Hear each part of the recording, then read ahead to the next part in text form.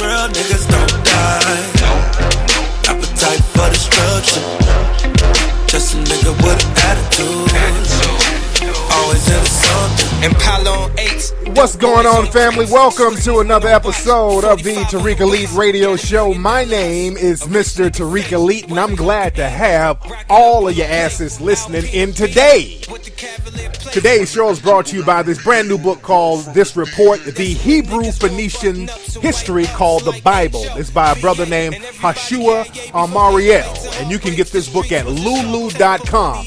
Now, this book is the first book in history to give a complete formal equivalent translation, that means word for word, of the ancient Hebrew Bible scriptures into English. So you definitely want to check that out if you want to get your biblical game on point, and that's called the Hebrew Phoenician History Called the Bible. You can get that at lulu.com.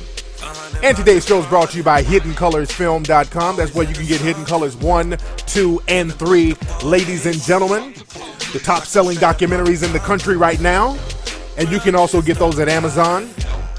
Now, we're going to chop up some good game on today's show. We're going to talk about the Ray Rice situation. And I want some people to call in and give your opinions on the whole Ray Rice situation.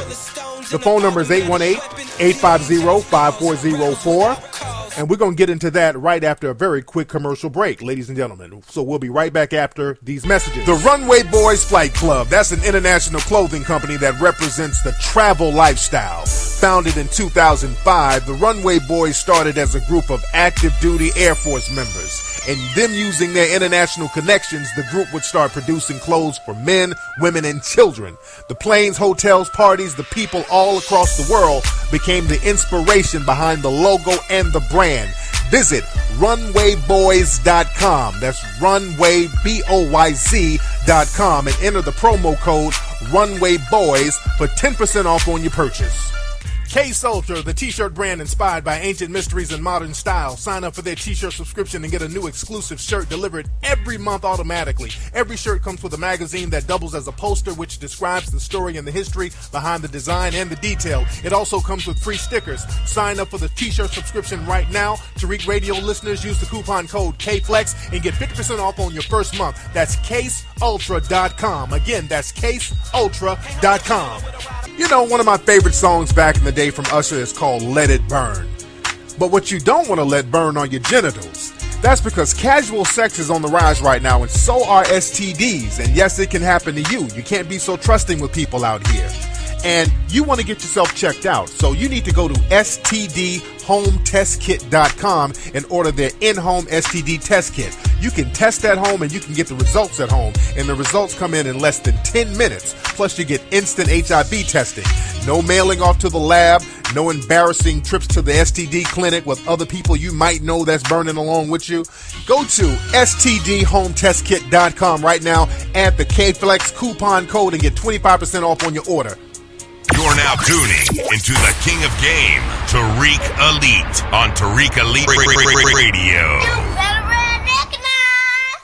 What's going on, everybody? Welcome to the Tariq Elite Show. We're back, ladies and gentlemen, and we're ready to chop up some good game on today's show. Don't forget to go to TariqElite.com to get some of that fresh fly gear. And I'd like to thank everybody who got the back-to-school Macish packages. That was a big hit. A lot of folks got that, and everybody should have their packages by now. A lot of stuff we need to talk about on today's show. Hey, y'all, I'm going to be doing a screening of Hidden Colors 3 and a Q&A afterwards. I'm going to be there live in person in St. Louis. We're coming to St. Louis, and the screening is going to be free. We're doing a free screening of Hidden Colors 3 in St. Louis. It's at a place right outside Ferguson at the JCPenney Theater. I'll give you guys all the details and the information and the addresses and all that good stuff. But that's going to be on Saturday, October 4th.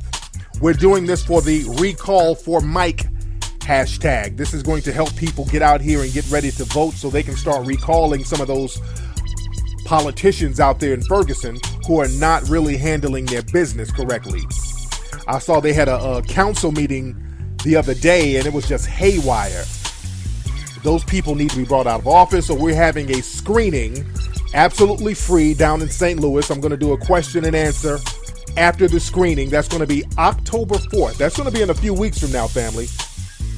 So you definitely want to come on out for that. And I want y'all to spread the word to the brothers and sisters out there in Ferguson and St. Louis. And again, y'all follow me on Twitter at Tariq Nasheed. And you follow me on Facebook at Tariq Elite and Tariq Nasheed. And you follow me on Instagram at Tariq Elite. And I'll give you more details on that, ladies and gentlemen. Let me get a couple of calls. The phone lines are just lit the hell up. What's up? Who's calling? Man, this is Jimmy J. Smooth out of Houston, Texas, man. What's poppin' and what's dropping, man? I'm good with it, Jimmy J. Smooth. What's on your mind, Pimp Sauce? Man, what's up with this Ray Rice deflection, man? Is the dominant society really, man, trying to go in on us, man? What's poppin', man? Yeah. I'm like, damn. Yeah, man, this like, come on, man. I'm like, I feel like the chick provoked it from the looks of the video. So, you know, I'm kind of, I don't know if he should have knocked her. I think he should have body slammed her, but I don't think he should have knocked her out, you know what I'm saying? Yeah, but I'm going to get into that in a minute, man. Thanks for the call. Yeah, I'm going to chime in on the whole Ray Rice situation. What's up? Who's calling? What up, Flex? How you doing, bro? What's up, man? What's your name? This is Steve from Denver. All right, Steve, I'm going to need you to roll up off your side, brother, because you sound like you land on your side with your ankles twisted up and you trying to sound sultry. I don't like niggas calling up here trying to sound sultry, brother. What's on your mind? Oh, no, I was just driving home from work. Oh, you driving home? You driving home from work? Yeah. You got a sultry job? Nigga, what do you do, nigga? You a fluffer at a porn set? You sound real sultry for a nigga driving home from work. What do you do, man? Hey, I wanted to ask you, have you heard about that War Machine dude? The War Machine dude? No, what's that? The UFC fighter that beat up his girlfriend that was a porn star? God damn, I know who you're talking about. What's his real name? That's his name, War Machine. Oh, that's that nigga. What's his real name? His mama didn't name his ass War Machine. They didn't release his real name. They just said he was War Machine. And when did this happen? I just thought that how that was funny, how they would like gloss over that story, and also the story of the dude that raped the 8 black women. Yeah. And is getting donation, but they're focusing on Ray Rice and making him out to be like the worst person in the world. Absolutely. I'm gonna get on that in a minute, but thanks, brother, and get that sultry sound out your voice, pimpin'. Holla. All right, y'all niggas, I told y'all about calling my show sounding sultry. Dudes be calling up trying to sound sexy, and you just talk regular. You don't talk sultry.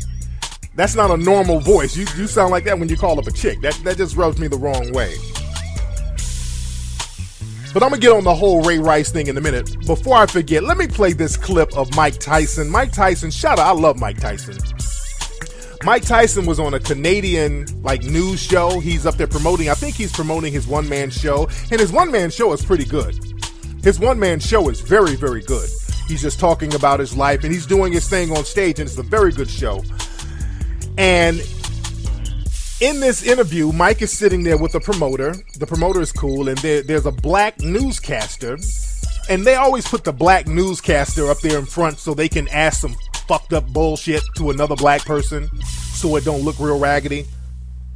So the newscaster, they're talking about the play, and it's talking about Mike meeting the mayor and working with the mayor of Toronto and all this. And then the newscaster starts talking about Mike's rape charges.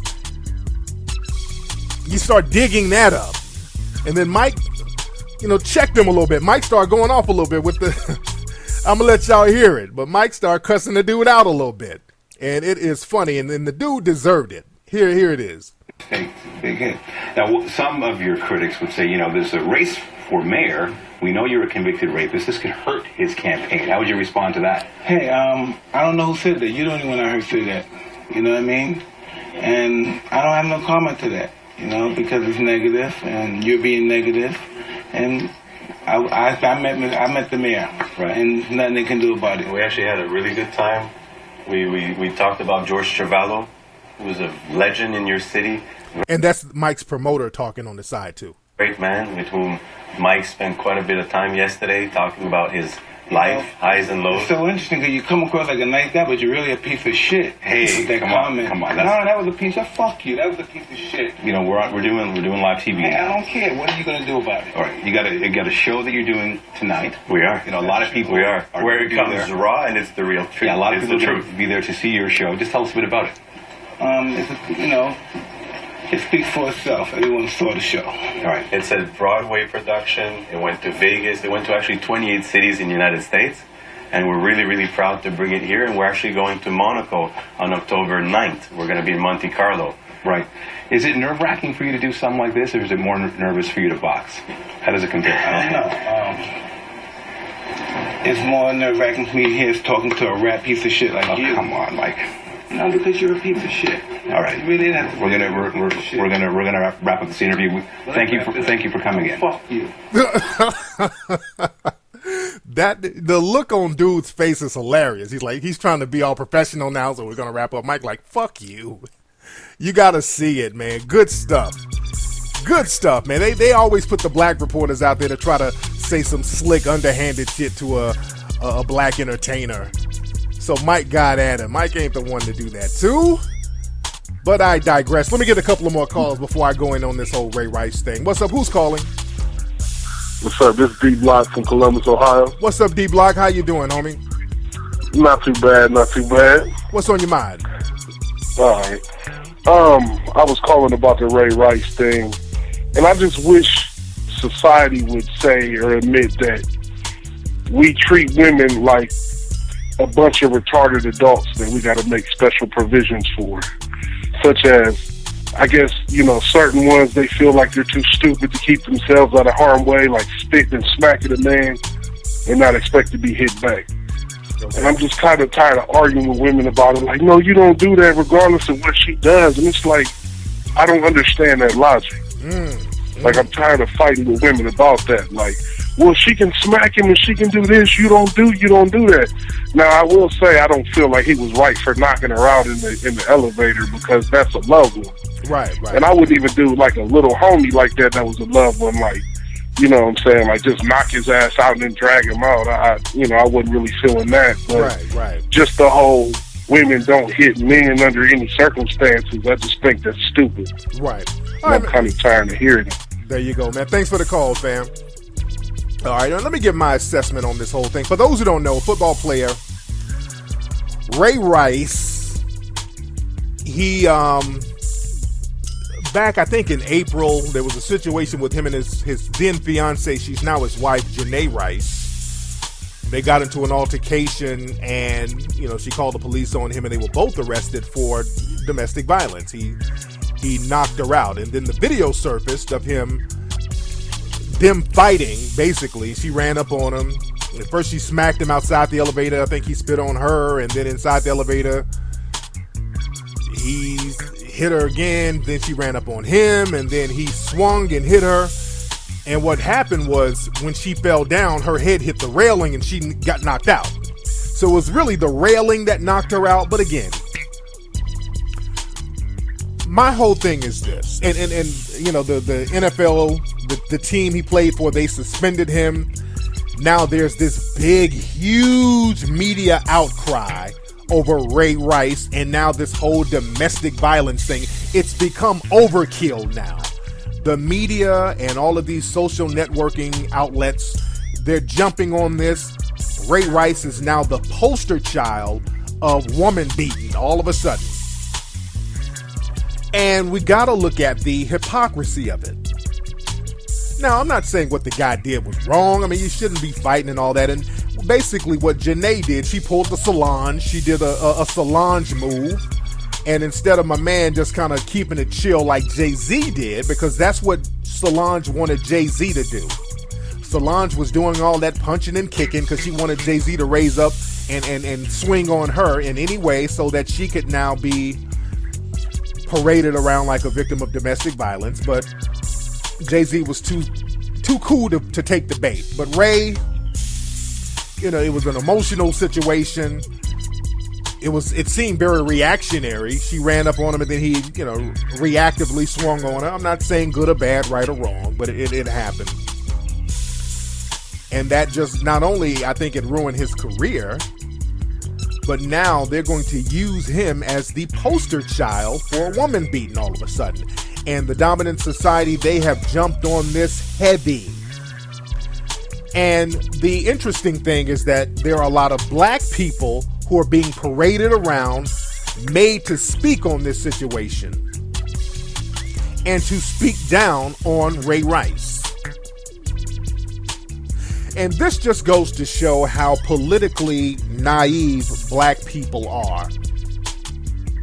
Black people are just like our brother, our elder, John Henry Clark, who's with the Ancestors. He said black people are incredibly politically naive.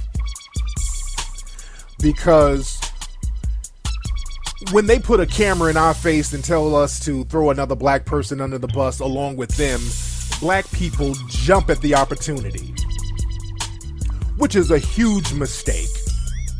Not saying that you should condone any type of domestic violence, but again, I'm not siding with any white supremacist or suspected white supremacist against a black person.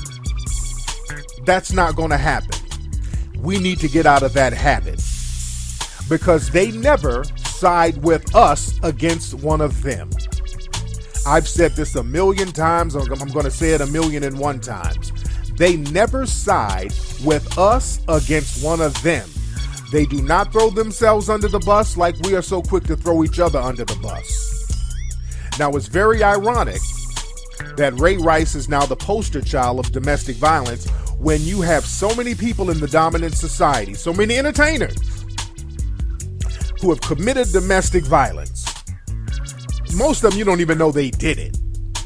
And you don't see them being paraded around with the perp walk, the virtual media perp walk.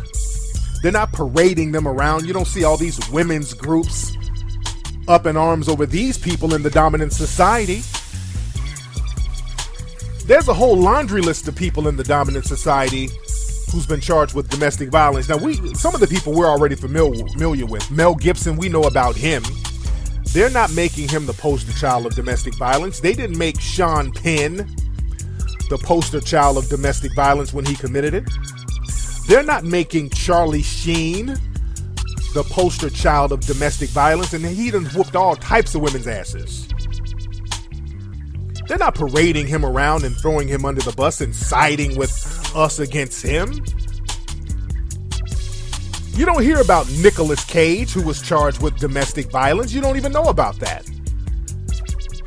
You don't see them parading Steven Seagal, who's been accused of all types of stuff, sexual harassment, beating his wife. He's been accused of all that stuff. You don't see them parading him around. You don't see them parading Tommy Lee around, who's been accused of domestic violence. You don't see them parading Ozzy Osbourne around, who's been accused of domestic violence. You don't see them parading Mickey Rourke and Gary Busey, Tom Sizemore, all accused of domestic violence. Legendary actor James Caan, you don't see them parading him around. And since they love getting at the rappers so much, you never hear about Vanilla Ice's domestic violence charges. I think he's been charged about 3 times for domestic violence. Since they like to throw the rappers under the bus all the time about being violent, Vanilla Ice, who was America's darling for a hot minute with his one hit, they never talk about that. And also, rappers who aren't even hits, they'll dig them out of the grave to throw them under the bus. In some media outlets, they'll find a rapper whose record ain't been out in 50 years and then bring him out and parade him around if he's committed domestic violence. They never did that with Vanilla Ice.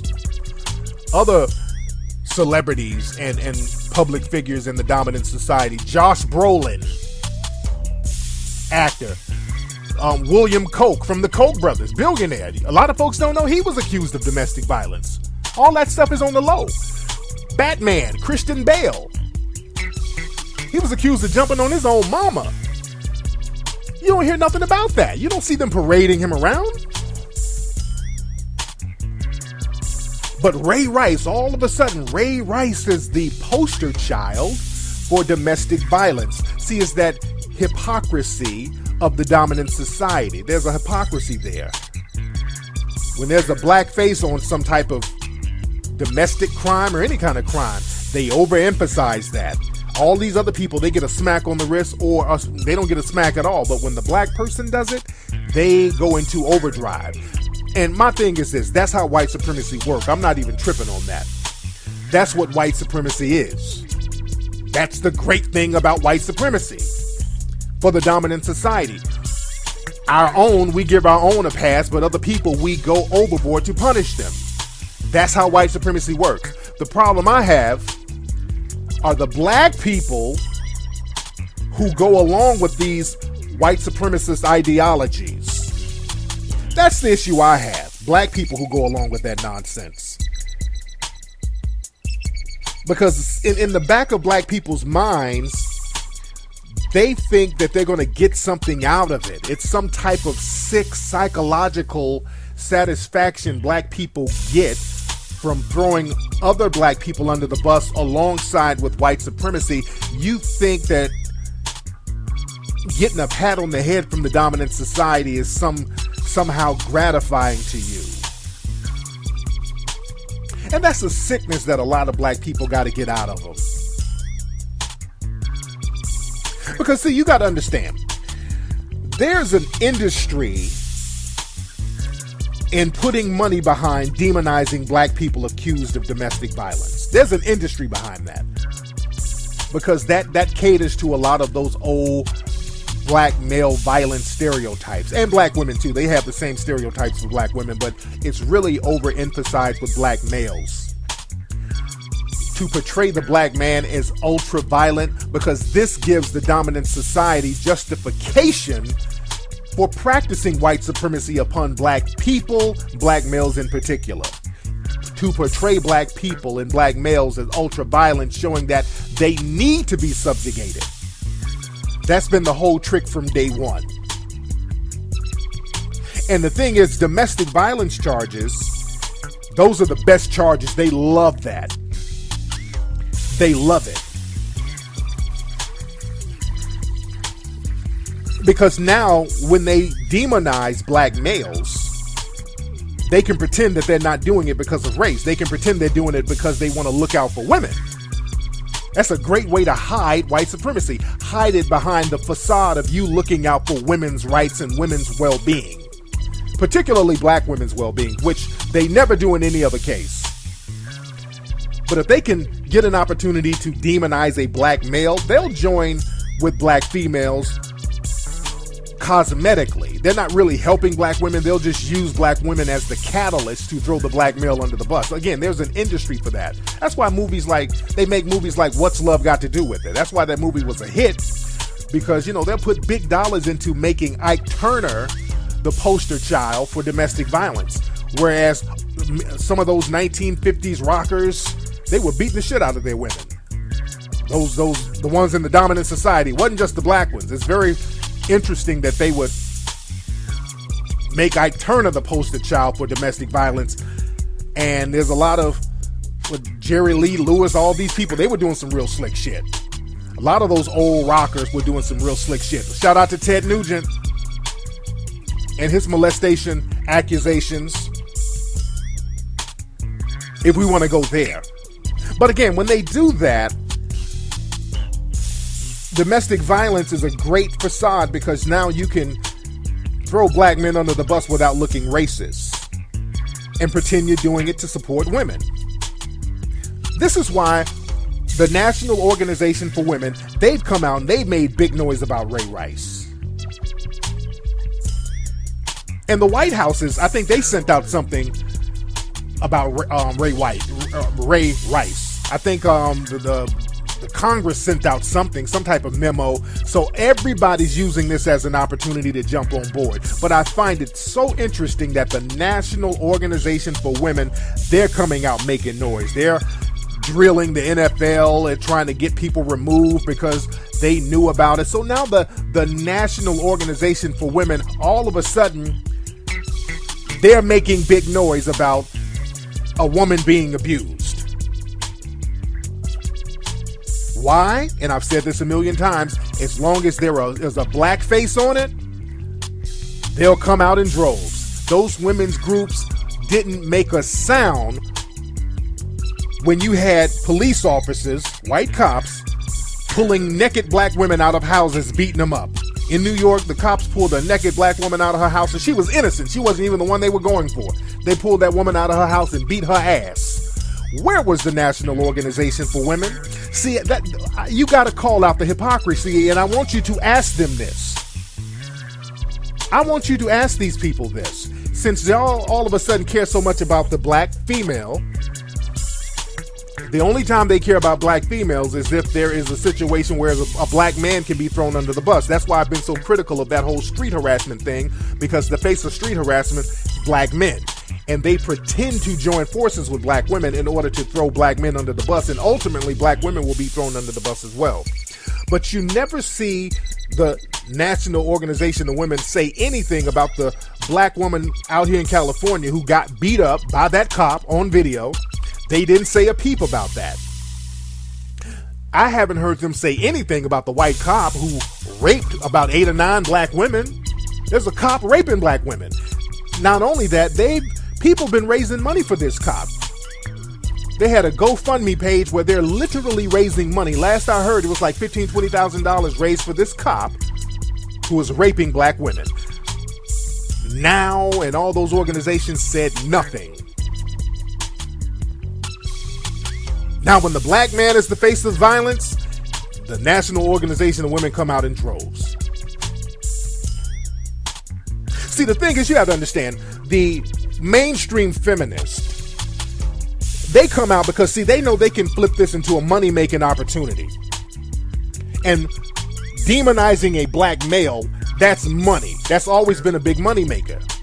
And these mainstream feminist organizations, again, they practice systematic white supremacy. Many of them, just like every other organization, they have white supremacists within their midst. They're no different. They're white supremacists in many cases before they're women. They're going to look out for white supremacy before women.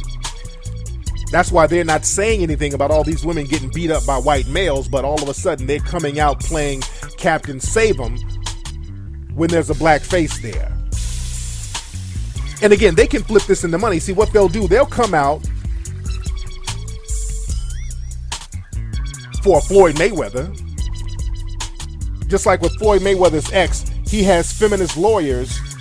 Well, there are feminist lawyers representing Floyd Mayweather's ex. She just filed charges saying that Floyd was abusive to her and he was threatening her, and now there's a white feminist lawyer representing Floyd Mayweather's ex-lady. They'll come out then, just like when Tiger Woods was accused by all those white women for... He wasn't even accused of a crime, but all those women's organizations were going after Tiger Woods. Just because he was cheating on his wife. And he lost millions of dollars of endorsements. But the thing is, what they do, the mainstream feminists, they'll get the black female who's been accused of being abused by a black male, and then they'll pretend to be on her side. And I want sisters to understand this. Again, we got to stop being so politically naive. When these mainstream feminists come running up to you trying to so-called help you, they're hustling the hell out of you. Because what they do, they come putting their arms around you. Oh, come on, we'll help this little poor Negro woman. This poor Negro woman was beaten by a big black brute. Oh God, this poor Negro woman. Look, we need more money to do an anti-domestic violence campaign, because look at the Negro brute and what he did to this poor negress. So instead of giving her some money, write us a check. Write the check out to the National Organization of Women, and we'll cash the check and we'll look out for them. And what they do, these women, they know how to campaign for money. They've been doing that since the 70s. Not even the 70s. It goes way back farther than that, to be honest. They've always used the black male rapist violent threat in order to get federal dollars, to get donations. All the black males are coming to get us, so we need money to build a crisis center. So this is a hustle for them. And throwing a black male under the bus is easy money. It's easy money, and this is why all of these political people and political organizations and private organizations are using this to their advantage. You got people talking about the knockout game, the people who were on that, people who are going to make money off that, people who write books about that. they're talking about Ray Rice was playing the damn knockout game. So they're going to milk this thing for everything it's worth. And the thing is, they'll parade a whole bunch of black people out to denounce Ray Rice. And the thing is, if you try to rationalize it and try to be biased about it and just say, hey, wait, we got to, I kind of think both sides are at fault. That's what Stephen A. Smith said. And he got punished for that. When Stephen A. Smith tried to play the neutral role, they threw his ass under the bus. So they will punish you if you don't go along with their program. You see how that works? See, that's white supremacy in effect. And see, this is a perfect situation for the white supremacists because now it's used as a smokescreen to deflect away from all of the white supremacist violence that's been happening to black people this year alone. This year alone, there's been so many incidents of white supremacist violence. I mean, just back to back. And now this is a way to deflect from that. You can deflect from not just the violence, but all of the Donald Sterlings and the racist football and team owners. You can deflect away from that now and really go overboard with criticizing Ray Rice. See, the thing is, no other group throws themselves under the bus, but black folks will stand in line with the white supremacists to do that. See, black people think that this is going to stop their lottery number from being called in, and that's just not the case. That's not going to stop your white supremacist lottery number from being called. They can call anybody at any time. And you got to realize you're not really getting nothing out of throwing another black person under the bus. I mean, that temporary illusion of approval from the dominant society, that's all it is. It's a temporary illusion. You're not getting approval. They're just using you to throw the next person under the bus to make a big political hoopla. And then after they're done, they throw you under the bus too. They discard you. See, again, it's this whole blind obedience that black people have to white supremacy. It's a very childlike thing.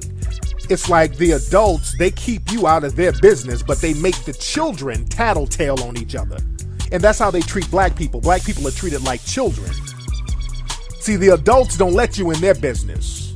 They're not going to let black people throw them under the bus or get with another person in the dominant society to throw another person in the dominant society under the bus. They're just not going to let that happen. They are not going to let that happen. But they require you throw other black folks under the bus. They will line you up and say, hey, what's your opinion on Ray Rice? And you better say the right thing. We got to get out of that. That's very childlike. And the thing is, when people ask another black person, if you're a black person listening, and they ask you about Ray Rice, you should give the same answer that the white supremacists give about other white supremacists. You should give the exact same answer. Because Jerry Rice, he gave an interview the other day on ESPN, and I liked his answer. Jerry Rice kept it real player. They asked him what he thought about the Ray Rice situation, and he said, I don't condone any kind of violence. I don't condone that at all. But, it's just not my place to speak on that. I'm not going to go too deep in that. He just brushed it off. He's not going to just go on the whole tirade of throwing him under the bus thinking he's going to get approval. And I respect that from Jerry Rice. And we got to start getting into the habit of doing that. We got to start giving the same answers the white supremacists give about situations that they get into. When they ask about Ray Rice, they say, hey, I need to wait on more evidence.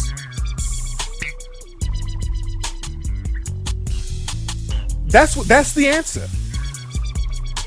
What do you think about Ray Rice? Well, I don't condone any kind of violence or whatever, but as far as Ray Rice, I would still need to see more evidence. But Tariq, it's on tape. Well, Mr. White Supremacist, a cop beating a black woman's ass is on tape too. But nobody arrested him. And when we asked for the cop to be arrested, the answer y'all gave us is that, well, you need to see more evidence. So I need to see more evidence with Ray Rice. I see it on tape, but I don't know the context of it. I don't know what happened before. I don't know what was said. I don't know if there was intoxicants involved. I just don't know. So I would just need to see more evidence. You see, when Eric Garner was killed on tape, the cop wasn't arrested. And when you ask why the cop wasn't arrested, even after this has been ruled a homicide and the murder was done on tape, the answer the white supremacists gave us is, well, we need to see more evidence. Okay. With Mike Brown. When Mike Brown got killed, there's damn near 10 witnesses now. There was 2 more that came out today. Damn near 10 witnesses, eyewitnesses, who said they saw the same thing. Mike Brown was shot, hands up, shot in the back, hands up. The forensic evidence shows that the autopsy, was show that he was shot while he was down. And when people say, hey, how come this cop is not arrested? Well, we get the same answer. Well, I know you got witnesses out there. There's about 10 witnesses, but I know there's a tape with the actual gunshot showing that the cop shot him and then paused and shot again. But hey, man, we still need to see more evidence. Okay. Well, we need to see more evidence with Ray Rice. I'm not going to be so quick to just throw him under the bus. We need to see more evidence. That's my answer to that. Not condoning anything, but as far as throwing Ray Rice under the bus, we just need to see more evidence. Anyway, y'all, that's been today's episode of the Tariq Elite Radio Show. Don't forget, we're going to get it popping. We're doing a screening out there in St. Louis of Hidden Colors 3. If you're in or around that area, you need to come on down. That's going to be October 4th, ladies and gentlemen. That's a Saturday. I give you guys more details pretty soon. If you're not following me on Instagram, your asses need to be following me now. That's at Tariq Elite on Instagram. And also go to hiddencolorsfilm.com to get Hidden Colors 1, 2, and 3. I'm going to holla. Peace.